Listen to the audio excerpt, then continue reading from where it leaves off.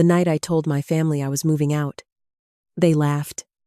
My son Ryan smirked and said I would be back within a month. My daughter Jennifer joked that the house would finally feel less crowded. Even a few relatives chuckled along. I sat there smiling politely, while something inside me quietly broke. None of them asked why I was leaving. None of them offered to help. And none of them knew that I'd been paying nearly every bill connected to that house for years.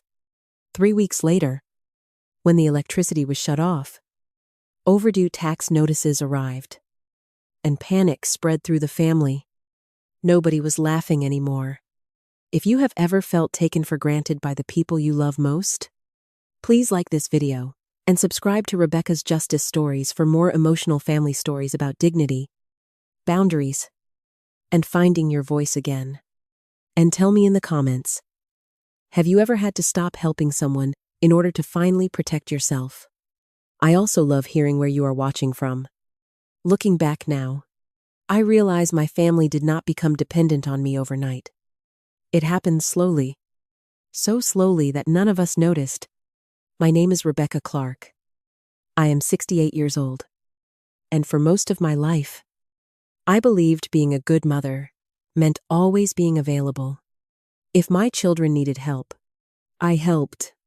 If they made mistakes, I fixed them. If their lives became messy, I quietly stepped in and made everything feel manageable again. At first, it felt like love. Later, it became something else. I was married to William Clark for almost 36 years.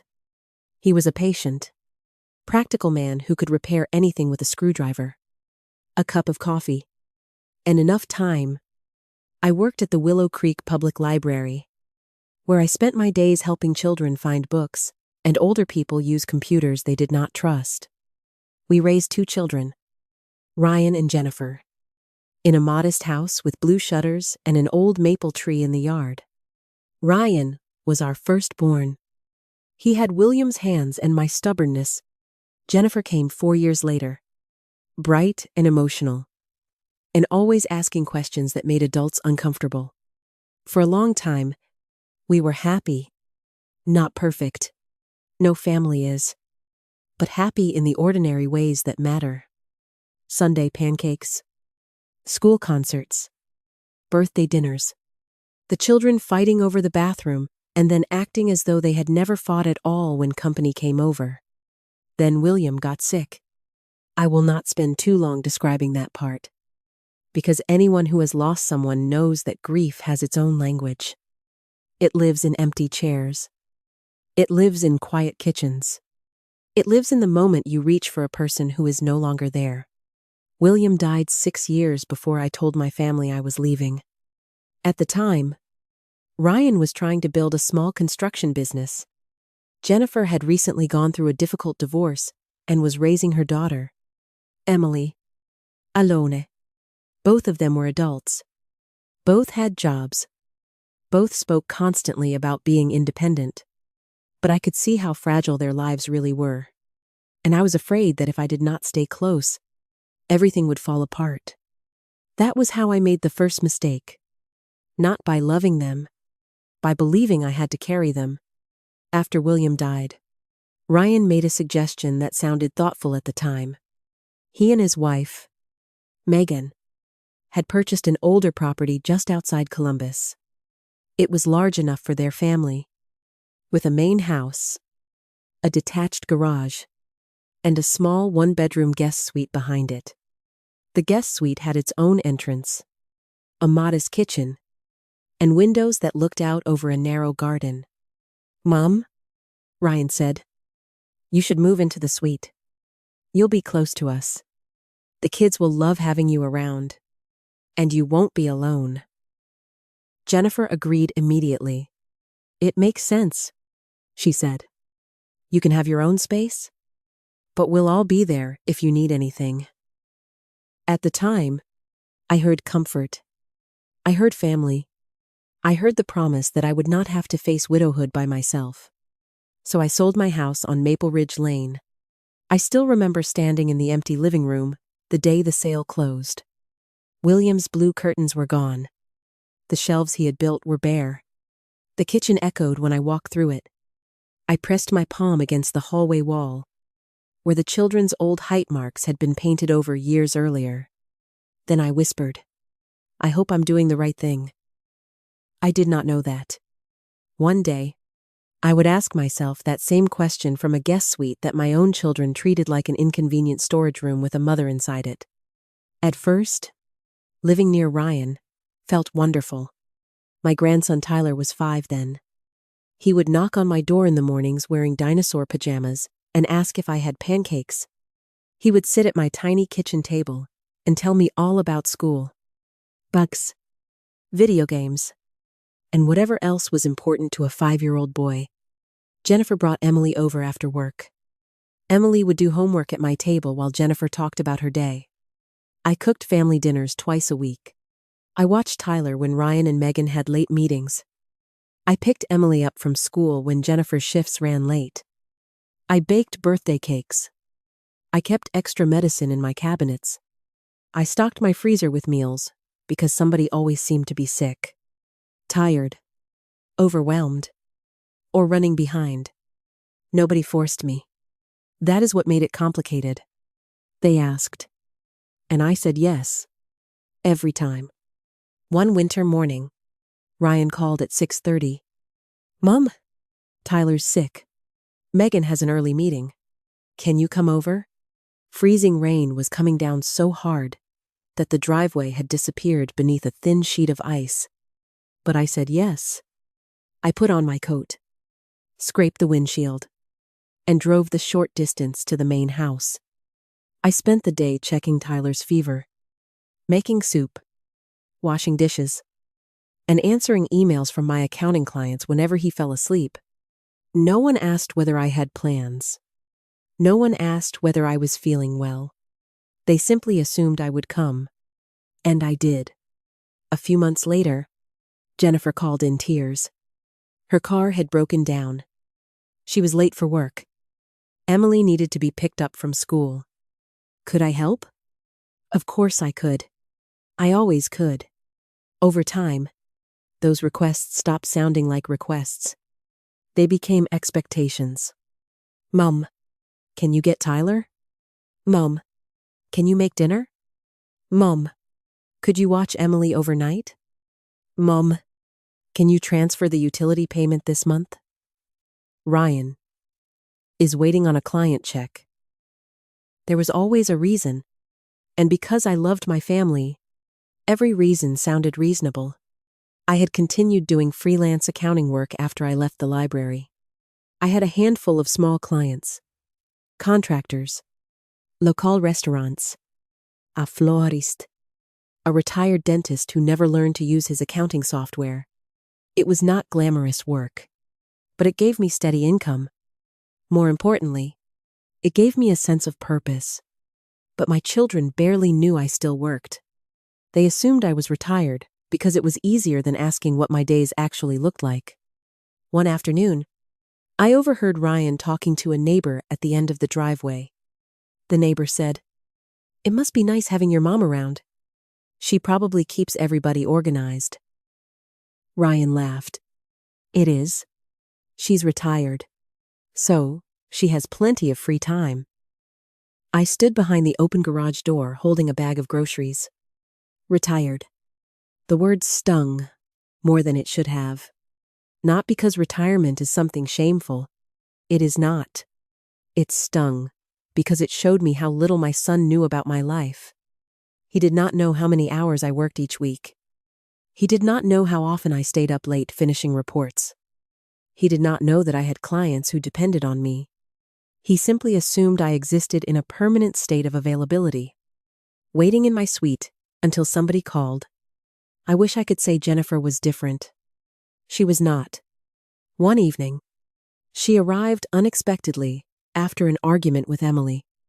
Jennifer came into my suite, dropped onto my couch, and began crying. For almost 2 hours, I listened. I gave advice. I reassured her. I made tea. I told her she was doing better than she thought. Finally, she stood up to leave. At the door, She paused. For a moment, I thought she might thank me. Instead, she said, "Can you watch Emily tomorrow after school?" Then she left. No thank you. No appreciation. Just another responsibility handed to me as if I were a shelf where people placed the things they did not want to carry. I sat alone afterward, staring at the empty room. A strange feeling settled in my chest. Not anger. Not yet. Sadness. The kind of sadness that comes when you realize you are invisible. I do not mean invisible physically. People saw me. They greeted me. They hugged me on holidays. They called me constantly. But they did not really see me. They did not see the woman behind the service. They did not see the person behind the solutions. They did not see the human being behind the word mom. To them, I was dependable, reliable, useful, and usefulness can become dangerous. Once people become accustomed to receiving something, they stop noticing what it costs. I noticed it. Every hour, every canceled plan, every late-night client report, every grocery bill I covered quietly, every emergency payment, every time I said yes while some part of me wanted to say, "I cannot today." Still, I kept going because I loved them, because family mattered, because I believed that eventually they would understand. Eventually, they would appreciate everything I had done. Eventually, they would see how much of their stability rested on my shoulders. I was wrong. The truth is, people rarely appreciate what they assume will always be there. And my family assumed I would always be there. Always nearby. Always available. Always ready. No matter what it cost me. What none of them knew was how much I was paying. 8 years earlier, before I moved into the guest suite, Ryan had come to me looking defeated. His construction business had lost several large contracts. He and Megan had just purchased the property. But the mortgage payment, insurance, property taxes, and repair costs were far more than they expected. Tyler was little. Megan had just reduced her hours at work. Ryan sat at my kitchen table, rubbing his forehead with both hands. "I'll figure it out somehow," he said. I could hear panic under every word. At the time, I had recently received the money from the sale of my house. I also had the life insurance William had left behind. I did not think of it as a fortune. I thought of it as security. But when I looked at my son, I did not see a business owner who had made a risky decision. I saw the little boy who used to climb into bed beside me during thunderstorms. So I offered to help. "I can cover the property taxes this year," I said, "and maybe some of the utility bills until things settle down." Ryan looked up at me, overwhelmed. "Mom, I can't ask you to do that." "You didn't ask?" he cried. Then he hugged me, and I told myself it would be temporary. That was the beginning. The first year, I paid the taxes. The next year, Ryan was waiting on a payment from a contractor, so I covered them again. Then the water heater failed. Then the roof needed repairs. Then the insurance premium increased. Then Megan had medical bills after a difficult pregnancy. Every crisis came with a promise. Just this once. Until we catch up. Next month will be different. But next month never arrived. Instead, my payments became part of the household's invisible structure. I paid the electric bill from my account because it was easier. I paid the water bill because Ryan's bank card was temporarily locked. I paid the property insurance because the due date fell during a difficult month. Eventually, the payments were automatic. Nobody discussed them. Nobody asked whether I still wanted to make them. They simply continued. And I continued them because I was afraid of what would happen if I stopped. I was not trying to buy my family's love. At least, I told myself I was not. But when you give, and give, and give, sometimes you begin to believe that being needed is the same as being loved. It is not. The moment that changed everything came at Emily's 14th birthday party. Jennifer had planned the celebration for weeks. The backyard was decorated with string lights. Music played softly through outdoor speakers. The children ran across the lawn, while adults sat around folding tables covered with food. From the outside, everything looked perfect. The kind of gathering people post online, so strangers will believe their lives are simple and happy. I arrived early, as usual, not because anybody asked me to, because I knew there would be things that needed doing. I helped set up tables. I arranged decorations. I carried trays from the kitchen. I spent nearly 2 hours frosting Emily's cake the night before, because Jennifer said she was too exhausted from work. When guests started arriving, nobody noticed how much I had done. That was not unusual. I had grown accustomed to being invisible. Around 6 o'clock, everyone gathered in the backyard. Emily opened gifts. People laughed. Photographs were taken. For a little while, I actually felt content. Seeing my granddaughter happy always made me happy. Then the conversation shifted. Jennifer was sipping iced tea and looking toward the guest suite. "You know what would help?" she said casually. Megan looked at her. "What?" "If Mom finally got her own place." A few people chuckled. I smiled politely. Sometimes people make thoughtless jokes. I tried not to take it personally. Then Ryan joined in. "Honestly, she's probably the only person who still enjoys living back there." More laughter. Something uncomfortable stirred inside me. Jennifer leaned back in her chair. "Mom deserves one of those nice retirement apartments. No responsibilities. No yard. No extra work. No responsibilities." The words almost made me laugh. If only they knew. If only they understood how many responsibilities I carried every single day. But they did not.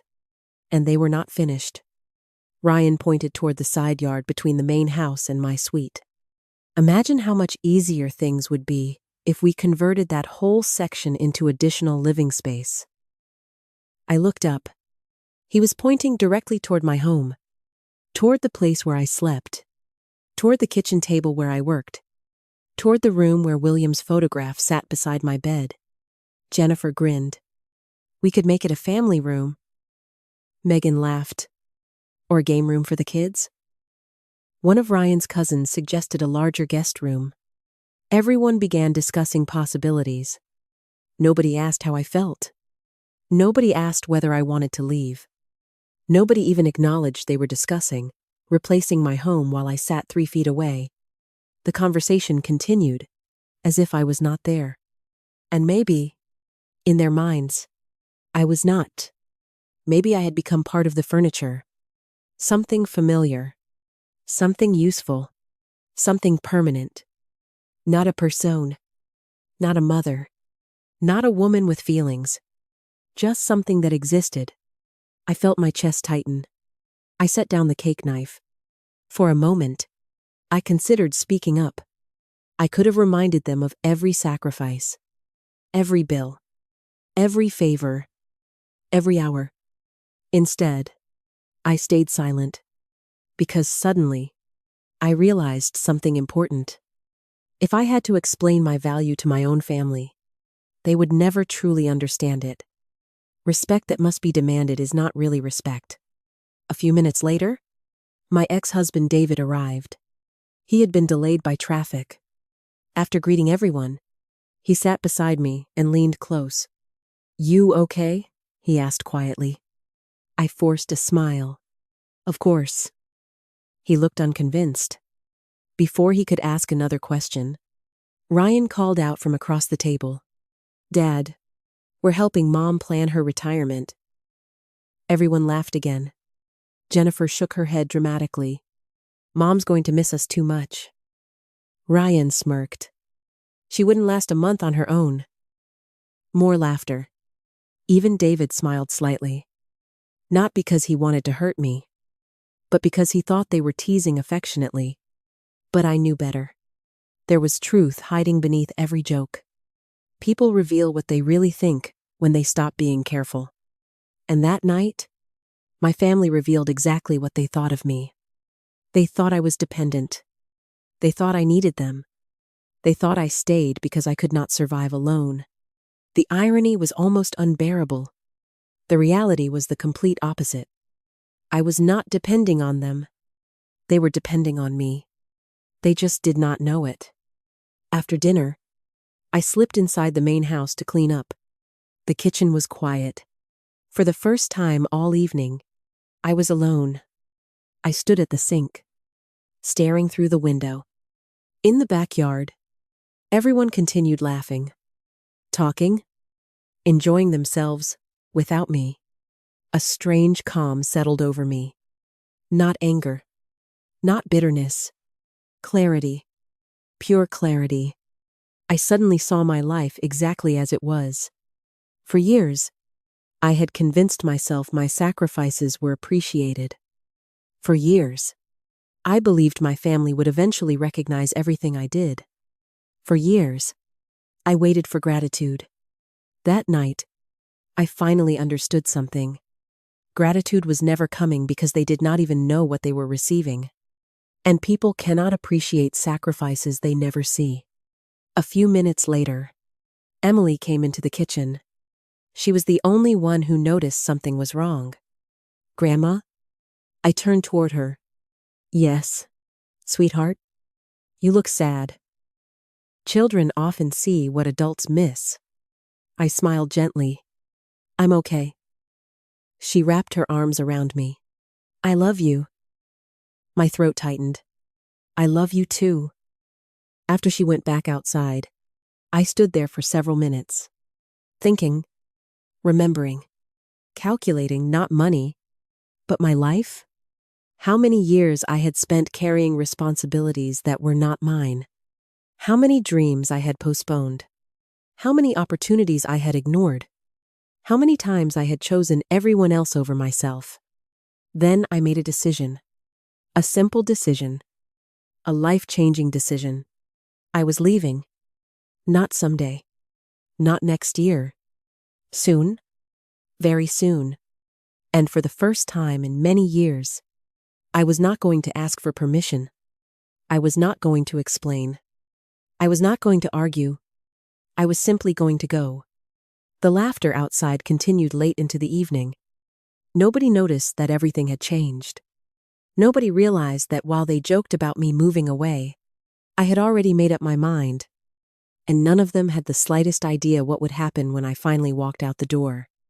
The morning after Emily's birthday party, I woke before sunrise. For a few minutes, I lay still in bed, listening to the familiar sounds of the property waking up. A car door closed near the main house. The garage door groaned open. Somewhere, a dog barked twice and then stopped. Nothing had changed outside, but something inside me had.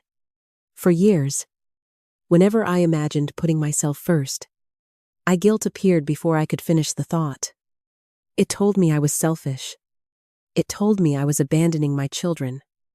It told me a good mother should be willing to sacrifice without keeping score. But that morning, the guilt was quieter. In its place was a question I could no longer avoid. What would happen if I stopped disappearing inside other people's needs? I made coffee and opened my laptop at the small table beside my window. The first thing I did was look at my finances. Not because I wanted to punish anyone, because I needed to see the truth in numbers. There were the automatic payments I had set up years before. Electricity, water, internet, property insurance, a portion of the property taxes, a maintenance service for the furnace, the emergency savings transfer I sent to Ryan whenever the household account dropped too low. I stared at the list for a long time. Every month, my money moved quietly from my accounts into a life that everyone else thought supported itself. Ryan believed he covered most of the household expenses through his construction work. Jennifer believed Ryan was handling everything. Megan thought they were just getting by because Ryan was careful. David, my ex-husband, had once told me he was proud our children had become independent adults. The truth was, none of them were independent. They were standing on a foundation I had built in secret, because I had been afraid that if they knew how much I did, they might expect even more. I opened a spreadsheet. I listed every regular payment, every emergency transfer, every repair I had covered, every tax bill and insurance premium. Then I added the numbers from the past 8 years. When I saw the total, I had to take my glasses off. I had spent more than $300,000 supporting a household that did not belong to me.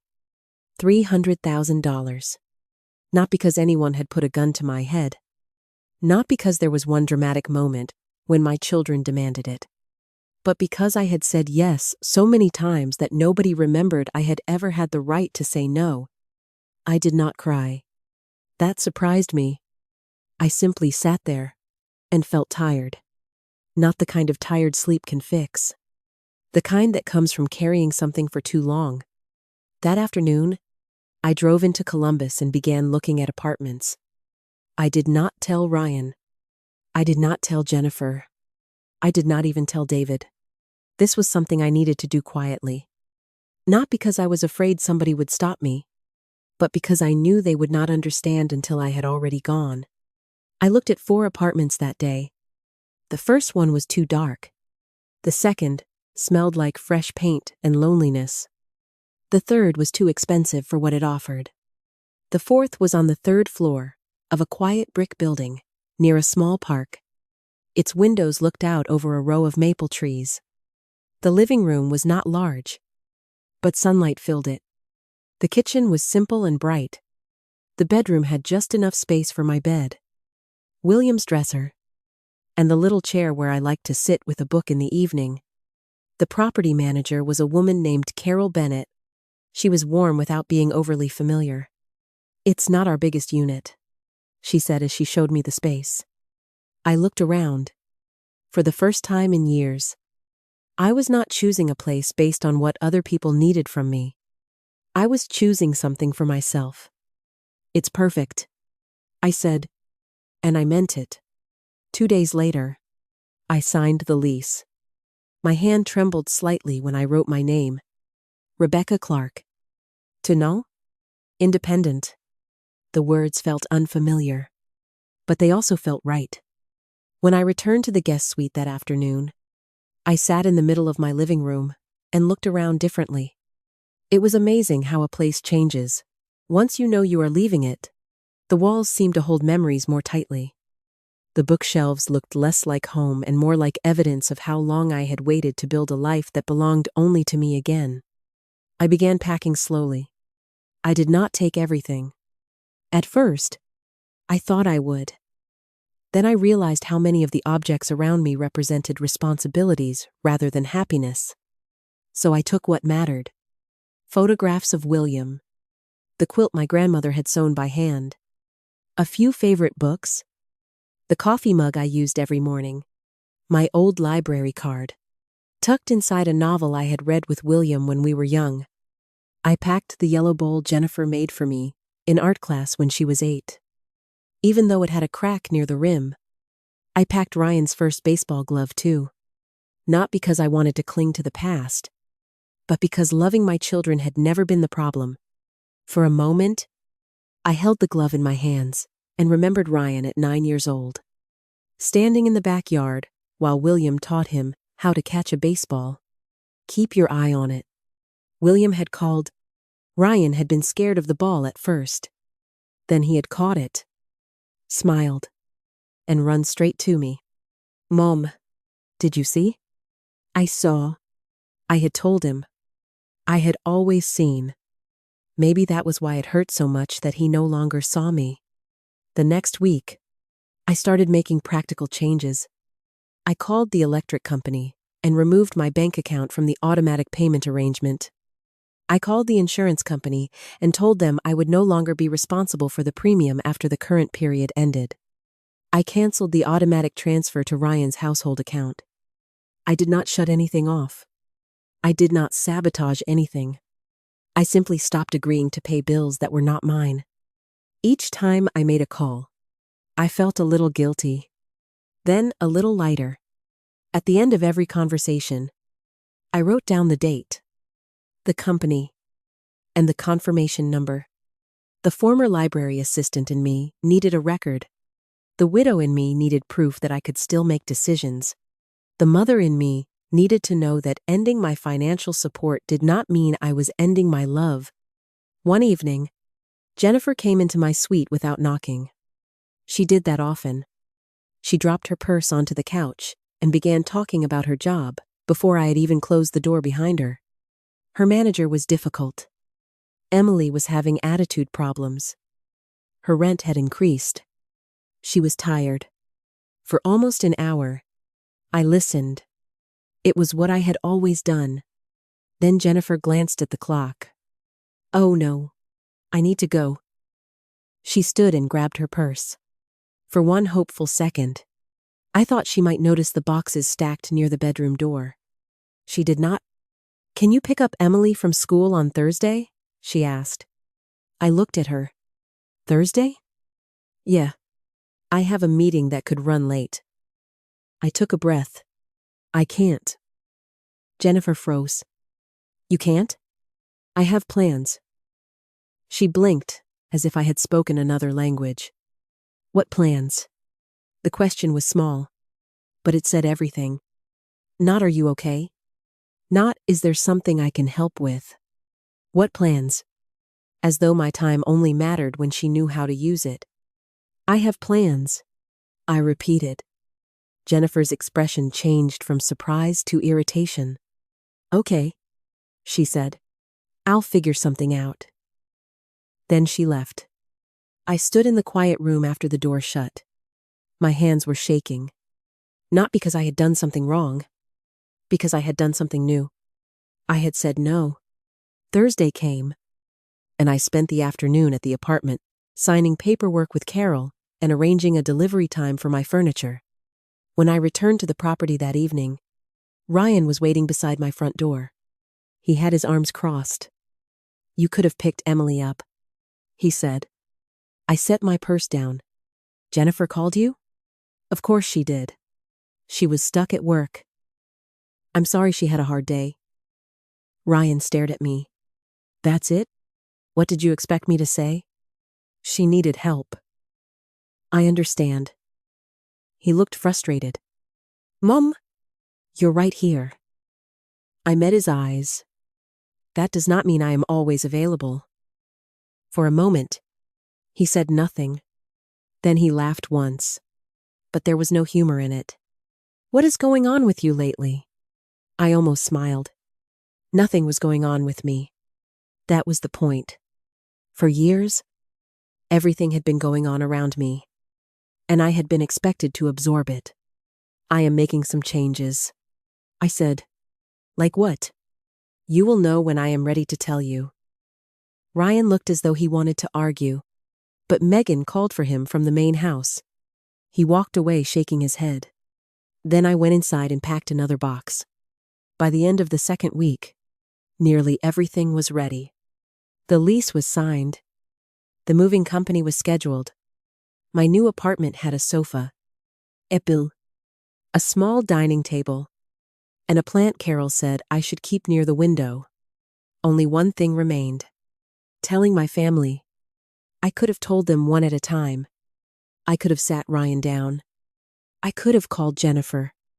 I could have tried to explain what I had carried and why I needed to stop. But something in me knew that explanations would turn into arguments. Ryan would tell me I was being dramatic. Jennifer would cry and say I was making her feel guilty. Megan would ask why I had not talked to them sooner. And maybe they would all have been partly right. I should have talked sooner. But I had spent years trying to communicate through sacrifice, and nobody had learned the language. So I waited until Sunday dinner. That was the night I told my family I was moving out. Everyone was there. Ryan and Megan sat at the dining table. Tyler was upstairs playing video games. Jennifer was scrolling through her phone while Emily finished a piece of pie. David had stopped by to return a toolbox Ryan had borrowed. The food was simple that night. Roast chicken, green beans, potatoes. For once, I had not cooked it. Megan had ordered takeout. Nobody seemed to notice the difference. After dinner, when the plates had been pushed aside, I stood. I need to tell you all something. Jennifer looked up from her phone. Ryan leaned back in his chair. What's going on? I signed a lease on an apartment in Columbus. I said. The movers are coming Tuesday. I'm moving out of the guest suite.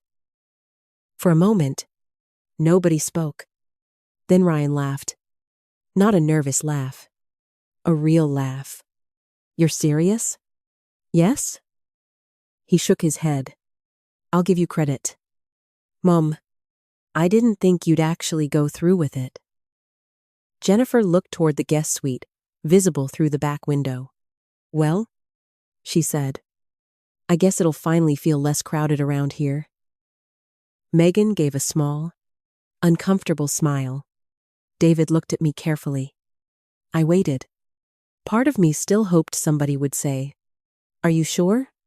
Part of me hoped someone would ask why. Instead, Ryan took a sip of water and said, You'll be back within a month.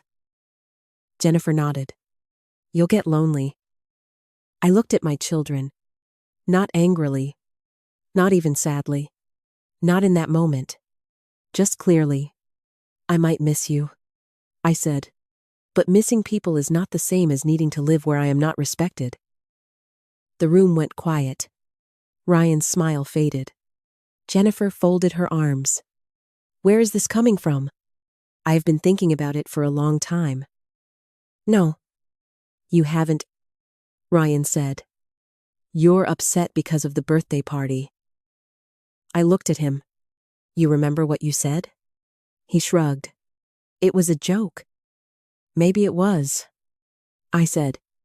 But sometimes jokes say out loud what people are too comfortable to admit. Jennifer gave a frustrated sigh. So what? You're punishing us now? No. I said it gently. I am choosing myself. David looked down at the table. Megan did not say a word. Emily looked frightened. I reached for her hand. This has nothing to do with you, sweetheart. She nodded, but her eyes filled with tears. Ryan pushed his chair back. This is ridiculous. You have a perfectly good place here. You have family here. I know. And you are just leaving? Yes. You'll regret it. Maybe, I said, but I will regret staying more. The room fell silent again. That was when I realized something that made me strangely calm. Nobody was asking me to stay because they loved me. They were asking me to stay because they liked the version of me who made their lives easier. And I had finally stopped being that version. Tuesday morning arrived bright and clear. I barely slept the night before. Not because I doubted my decision. Because endings are difficult, even when they are necessary. I woke before sunrise, made coffee, and sat beside the window of the guest suite one last time. The yard looked exactly as it always had. The trees, the driveway, the flower beds, the back porch, where countless family dinners had taken place. Everything was familiar, but it no longer felt like home. At 9 o'clock, the moving truck arrived. The sound immediately brought Ryan outside. He looked at the truck, then at the boxes by my door. What is this? The movers? I said, Today? Yes. For several seconds, he simply stared at me. Then he laughed again. Wow, you're really doing it. I am. He shook his head. I didn't think you would. Not, I'll miss you. Not, are you sure? Not, can we talk? Only surprised that I had followed through. The movers carried boxes toward the truck. Ryan watched for a few minutes. Then his phone rang. He checked the screen, answered immediately, and walked away while talking about a job site. The movers stayed. My son left. That told me everything I needed to know. Jennifer arrived later. Unlike Ryan, she did not look surprised. She looked mildly annoyed. "Mom," she said, stepping out of her car. "So you're really moving?" "Yes." She crossed her arms. "Well, I hope you're happy." The words were not cruel, but they were not loving either. It felt as though she were discussing someone changing gyms rather than her mother leaving the family property. "I think I will be," I said honestly. She looked toward the truck. "When will you be finished?" "Probably this afternoon." Jennifer nodded. "Okay." That was all. No offer to help. No hug. No sign that she understood how significant the moment was. A few minutes later, she checked her phone and left. I watched her drive away. Oddly enough, I was not angry anymore. I was simply seeing things clearly. People reveal their priorities through their actions. And my departure was not a priority. Around noon, David arrived. He found me beside the moving truck holding a box of books. "Rebecca," he said softly. "Hello, David." For several seconds, neither of us spoke. Then he looked toward the empty guest suite. "I think you're making a mistake." I was not surprised. David had always disliked change. "What kind of mistake?" He gestured toward the property. "Leaving all this?" I looked around at the buildings, the yard, the life I had spent years supporting. Then I looked back at him. "I'm not leaving because I don't love my family." "Then why?" The answer came easily. "Because nobody notices what it cost me to stay." For the first time, David fell silent. I could tell he wanted to argue, but something stopped him. Perhaps he recognized the truth. Perhaps he had noticed more than I realized. Eventually, he nodded slowly. "I hope you know what you're doing." "So do I." Then he surprised me. He hugged me. Not a quick greeting. A real hug. When he stepped back, I saw tears in his eyes. "Take care of yourself," he said. "I will."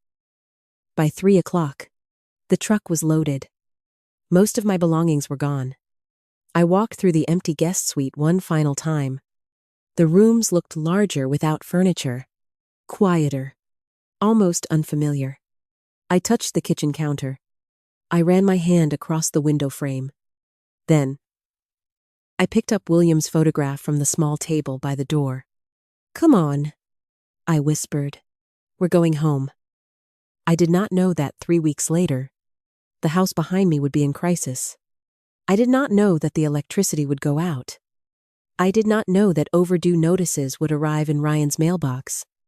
And I did not know that the people who laughed when I left would finally begin to understand what my absence had been paying for all along.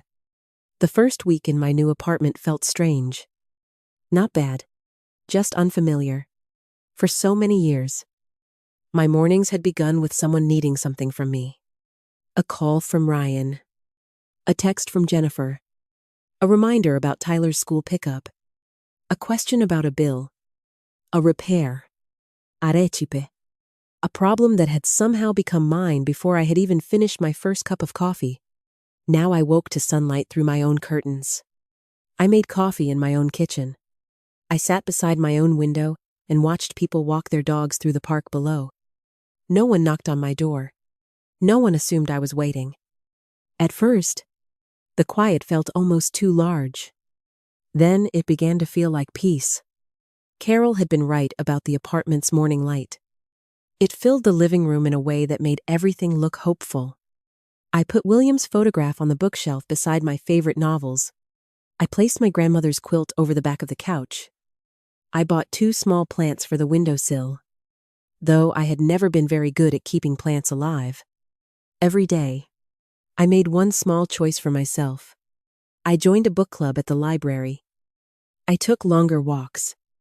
I met an old coworker for lunch. Without worrying that someone would call and ask me to leave early, I still thought about my children. Of course I did. A mother does not stop loving her children simply because she begins protecting herself. But I stopped rushing to solve problems. They had not even bothered to understand. During the first week, Ryan called twice. The first time, he left a voicemail. "Mom, Tyler has a dentist appointment Thursday. Megan and I both have work. Can you drive him?" I listened to the message while standing in my new kitchen. For years, I would have immediately opened my calendar and changed whatever plans I had. This time, I called him back and said, "I'm sorry. Ryan, I can't." There was silence. Then he said, "You can't or you won't." The old Rebecca might have explained herself. She might have given him every detail of her schedule, so he could decide whether my reasons were worthy. But I had learned something. No is a complete sentence. "I can't," I repeated. He hung up without saying goodbye. The second call came 2 days later. Ryan's voice sounded irritated. "Mom, the electric company sent something to the house. Did you change something?" "Yes," I said. "What did you change?" I removed my bank account from the automatic payment. There was a long pause. "You what?" "I told you I was moving." "Ryan, I also told you I was making changes." "You were paying the electric bill?" "For years." He did not speak. I could hear traffic in the background. He was probably standing outside one of his job sites, trying to understand something he had never bothered to ask about. "Why would you do that without telling us?" he finally said. I almost laughed, but there was no humor in it. Why would I have to tell you that I was no longer paying a bill for a house I did not own? Because we need to know these things. "Yes," I said. "You do." He became angry then. "You were making this hard on purpose." "No, Ryan. I made it easy for years. That is why this feels hard now." He hung up again. I stood beside the window for a long time after that call. My hands were shaking. Not because I doubted myself. Because I was grieving the relationship I had thought I had with my son. 3 days later, Jennifer called. Unlike Ryan, she did not sound angry at first. She sounded scared. "Mom, did you stop paying the internet bill?" "Yes." "Why?" "Because it was in my name." Jennifer let out a breath. "Emily needs internet for school." "I understand. So, can you turn it back on?" "No." The silence that followed was colder than anger. "Mom," she said slowly, "this is not like you." She meant it as criticism, but it was true. This was not like the old me. The old me would have apologized, paid the bill, and thanked her for allowing me to fix the inconvenience. "I hope you can work something out with Ryan," I said. Jennifer's voice cracked. "You're really going to let us struggle?" The question hurt, not because it was fair, because it showed how little she understood. For years, I had struggled quietly so she would not have to. I had postponed things I wanted. I had worked late.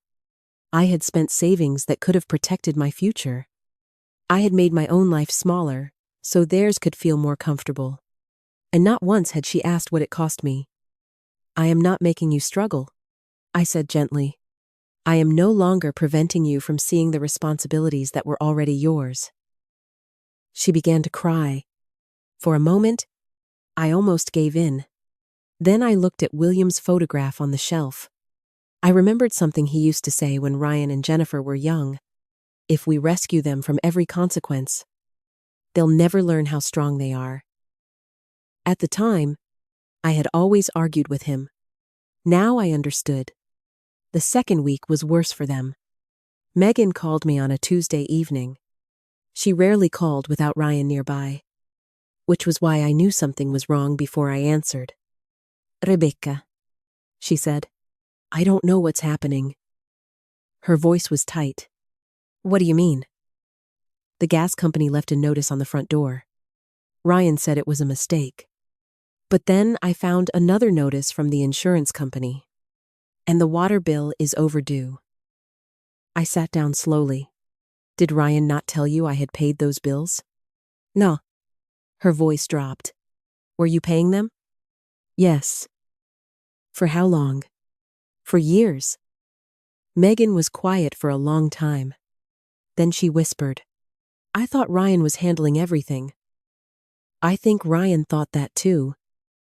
The words came out softer than I expected. Megan began to cry.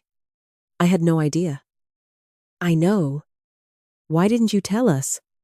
That was the question everyone asked. After the truth became inconvenient. Why didn't you tell us? As though silence had been a decision I made alone. I should have told you. I said, but you all should have asked? She had no answer for that. The next morning, Ryan called. This time, he did not sound angry. He sounded panicked. Mom, the power is off. I held the phone tightly. What happened? They shut it off this morning. The company said there were past due notices. I never saw them. You should call them and ask what you need to do. That's it? He snapped. You're not going to help? I have helped. Ryan. Not now. No? I said. Not now. He swore under his breath. Then he said the sentence I had been waiting to hear. I didn't know you paid all this? I know you didn't. Why would you keep it from us? Because I thought helping quietly was kinder than making you feel ashamed. He was silent. And because I was afraid, I continued, that if you knew I could help, you would expect more. He did not deny it. That silence was the closest thing to honesty he had given me in a long time. 3 weeks after I moved out, Ryan asked everyone to meet at the house. He did not call it a family meeting. He just texted me, we need to talk. Please come. For nearly an hour. I stared at that message. I did not want to go. I did not want to walk back into the place I had left. I did not want to see the dark windows or hear people blame me for a crisis they had created by not paying attention. But then I thought of Emily and Tyler. They had not chosen any of this. So I went. When I pulled into the driveway, the main house looked different. The porch light was off. The curtains were open. But the rooms inside seemed dim. A stack of mail sat on the front steps, held down by a ceramic planter. Ryan opened the door before I knocked. He looked exhausted. Not dramatic. Not humbled in a way that made me feel satisfied. Just exhausted. Jennifer was sitting at the dining table beside Megan. David stood near the window with his hands in his pockets. Emily and Tyler were upstairs. The dining table was covered in papers. Utility notices. Insurance notices. A property tax reminder. A letter from the mortgage company saying that the escrow account was short because the insurance payment had not been made. Ryan gestured toward the papers. I didn't know, he said. His voice was quiet. I sat down. For the first time in years, nobody expected me to start fixing anything. Ryan placed a bank statement in front of me. I went through the household account, he said. Then I looked at the old records. You were paying the electric bill, the water, insurance, property taxes, the internet, repairs. He stopped. Megan wiped her eyes. Jennifer looked at me as though she was seeing me for the first time. How much? Ryan asked. I took out the folder I had brought with me. It contained copies of every payment, every transfer, every emergency expense, and every canceled check. I did not bring it to humiliate them. I brought it because facts are kinder than arguments. I placed the summary sheet on the table. Ryan read it once. Then again. His face changed. Jennifer covered her mouth. David pulled out a chair and sat down slowly. $312,000? Ryan whispered. That is the total I calculated. I said. No. Jennifer said. That can't be right. It is. Megan looked at the list of dates. She paid the property taxes every year? Yes. The roof repair? Yes. The furnace? Yes. The insurance? Yes. Ryan stared at the papers. I thought I paid those. You thought the money was leaving your account. I said, but you never looked closely enough to know where it came from. His eyes filled with tears. My son was a grown man, and I had seen him cry only twice as an adult. Once at William's funeral. Once when Tyler was born. This was different. This was not grief alone. It was shame. I didn't know, he said again. I looked at him. That is the problem, Ryan. He nodded slowly. I know. Jennifer began crying. I used to tell people you were lucky because you got to live in the guest suite, she said. I thought we were doing you a favor. You did give me a place to live, I said, but I paid for more than a place. She looked down. I know. David finally spoke. I should have asked more questions too. I looked at him. This is not about making one person the villain. Maybe not, he said. But I watched you carry too much for years. And I told myself you liked being needed. I felt that sentence in my chest. Because it was true. I had liked being needed. I had mistaken it for being valued. Ryan rubbed his face with both hands. I don't know how we're going to catch up. That is something you and Megan need to work out, I said. The room went quiet. Ryan looked up at me. You're not going to help us? I felt the old reflex rise inside me. The instinct to reach for my checkbook. The need to make his fear go away. The voice that said, he is your son. You cannot let him suffer. But another voice answered, he is your son. That is why he has to learn. I will not let the children go hungry. I said, if Tyler or Emily needs food, school supplies, or something essential, you can call me. I will help them directly. Megan's face crumpled. Thank you. But I will not take back the bills. I continued. I will not restart the automatic payments. I will not use my savings to make this disappear. Ryan looked wounded. Why not? Because if I do, nothing changes. Nobody argued. For the first time, they understood that I was not being cruel. I was being clear. Ryan contacted the utility companies that week. He set up payment plans. He and Megan met with a financial counselor. They cut expenses. Ryan sold a truck he had been making payments on but barely used. Jennifer started picking Emily up herself. When her work schedule became difficult, she arranged after-school care instead of assuming I would drop everything. The changes were not easy. They were not supposed to be. Independence is not always comfortable at first. Sometimes it begins with an overdue bill, a dark room, and the realization that someone else has been carrying weight you never noticed. For several months, my relationship with Ryan was tense. He called less. Jennifer texted cautiously. There were stretches of silence that hurt more than I expected. But I did not chase them. I had spent too many years chasing people who were comfortable letting me run. Instead, I built a life. I made friends in my book club. I helped at the library twice a week. I took a watercolor class.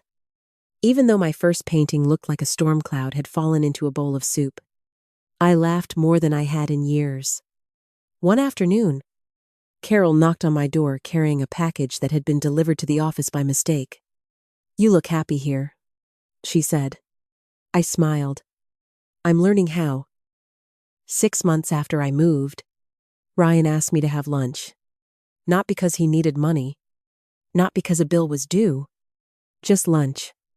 We met at a small diner near my apartment. He arrived early. That surprised me.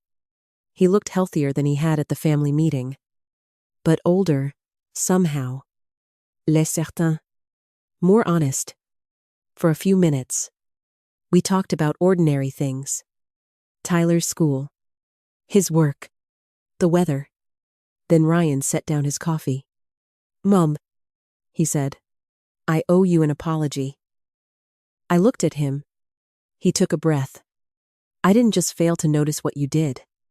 I acted like it was your job. I expected you to fix things. I laughed when you said you were leaving because I didn't think you had a life outside us." The words hurt. But they were true.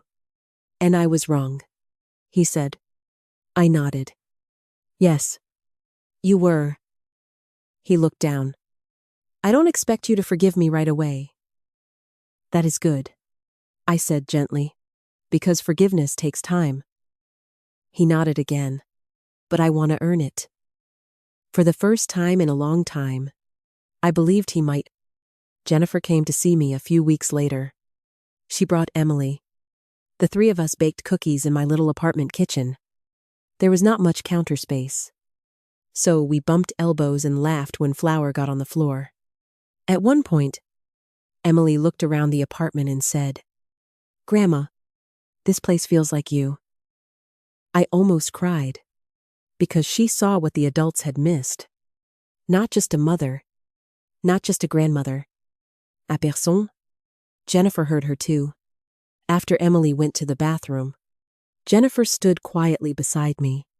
"I'm sorry," she whispered. I looked at her. "I know.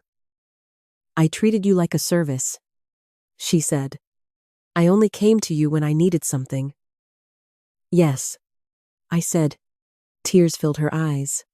"I don't want to be that person anymore." I did not hug her immediately. Not because I did not love her. Because healing needs truth before it can have comfort. "I hope you don't want to be," I said. She nodded. Then I held her. Our family did not become perfect after that. Real families do not change because of one conversation. They change through repeated choices. Ryan and Megan kept their payment plans. They learned to manage the house without assuming I would quietly rescue them. Jennifer became more responsible for her own life and Emily's needs. David and I never became close again. But we became kinder to each other. He started calling once a month. Not to ask for anything, but to see how I was doing. And I learned something too. I learned that love is not proven by how much pain you are willing to tolerate. Love is not a loan people can keep taking without ever asking how much is left. And being a good mother does not mean becoming invisible. I still help my family sometimes. I bring soup when someone is sick. I take the grandchildren to the park. I listen when Ryan or Jennifer needs to talk. But I help because I choose to, not because they assume I will. One evening, almost a year after I moved out, I sat beside my apartment window with a cup of tea. The sun was setting behind the maple trees in the park, turning the sky gold. William's photograph was on the shelf beside me. My phone buzzed. It was a message from Ryan. "Thank you for not letting us keep using you. I'm sorry it took losing you to see you." I read it twice. Then I smiled. Not because all the hurt had disappeared. It had not. But because something had finally changed. My family had learned that I was not their emergency fund.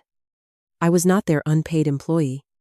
I was not a safety net they could pull tighter whenever life became inconvenient. I was Rebecca Clark. A mother. A grandmother. A veuve. A woman with a life of her own. And I had finally learned that choosing myself did not mean I had stopped loving my family. It meant I had finally started loving myself too. If this story moved you, please like the video, subscribe to Rebecca's Justice Stories, and turn on notifications for more powerful family betrayal and elder justice stories. In the comments, tell me, would you have stopped paying the bills? Or would you have given your family one more chance before leaving? Your voice matters. And I would truly love to hear your perspective.